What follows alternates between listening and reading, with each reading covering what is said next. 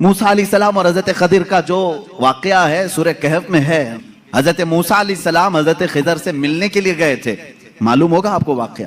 آپ نے اللہ کی بارگاہ میں دعا کی کہ اے اللہ جو علم و حکمت سے بھرا ہوا تیرا بندہ ہے مجھے اس سے ملاقات کرا.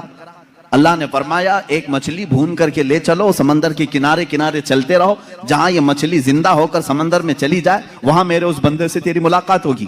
قرآن پاک میں یہ موجود ہے سورہ کہف میں. موسیٰ علیہ السلام اپنے غلام کے ساتھ لے کر چلتے رہے. ایک جگہ آرام کرنے کے لیے آپ رکے, سو گئے.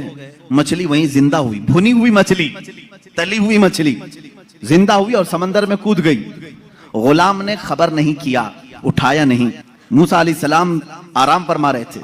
پھر جب بیدار ہوئے تو غلام بھول گئے, آگے چل پڑے. موسیٰ علیہ السلام کو بھوک کی شدت ہوئی تو آپ نے کہا لاؤ وہ مچھلی کھا لیتے ہیں, اب لمبا سفر نہیں ہوگا. تب غلام نے کہا وہ مچھلی وہیں اچھل کر چلی گئی تھی جہاں آپ آرام کر رہے تھے. واقعہ طویل ہے. واپس موسیٰ علیہ السلام وہاں آئے تو دیکھا ایک سفید پوش بزرگ تھے.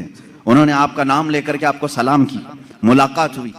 حضرت موسیٰ علیہ السلام نے ان سے کہا کہ میں آپ کے ساتھ کچھ دن رہنا چاہتا ہوں. انہوں نے کہا تم میرے ساتھ نہیں صبر کر سکو گے. موسیٰ علیہ السلام نے کہا رہوں گا. انہوں نے ایک شرط رکھی, میں جو بھی کام کروں اس پر پوچھنا مت کہ ایسا کیوں کیا. موسیٰ علیہ السلام اس پر پابندی کے ساتھ چلتے رہے. 3 واقعات قرآن میں بیان کیے گئے. کشتی پر بیٹھے اور وہ کشتی والا فری میں بٹھایا دونوں کو, موسیٰ علیہ السلام اور حضرت خضر کو. آپ حضرت خضر اس کی کشتی کو پھاڑنے لگے. موسیٰ علیہ السلام نے کہا کہ یہ فری میں بٹھایا ہے, اس کی کشتی کو آپ پھاڑ رہے ہیں. انہوں نے جلال کا اظہار کیا, کہا میں نے کہا تھا آپ میرے کسی کام پر نہ سوال کریں.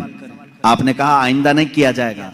کشتی سے اترے, ایک مقام پر گئے, ایک گاؤں میں کچھ بچے کھیل رہے تھے, اس میں خوبصورت بچہ تھا, اس کو پکڑ کر کے انہوں نے مار دیا حضرت خضر نے. موسیٰ علیہ السلام نے پھر پوچھا کہ آپ کو یہی بچہ ملا تھا, اس کو آپ نے مار دیا. انہوں نے پھر کہا. آپ نے پھر پوچھا. انہوں نے کہا. موسیٰ علیہ السلام نے آخری ایک موقع اور, ایک گاؤں پہنچے, گاؤں والوں سے کہا ہم کو مہمان بنا لو. گاؤں والوں نے انکار کر دیا, ہم دونوں کو مہمان نہیں رکھیں گے اور نہ کھانا کھلائیں گے. وہ وہاں سے نکلے, اس گاؤں کی ایک دیوار گر رہی تھی. موسیٰ علیہ السلام سے حضرت خضر نے کہا چلو دونوں مل کر کے دیوار کو سیدھی کرتے ہیں.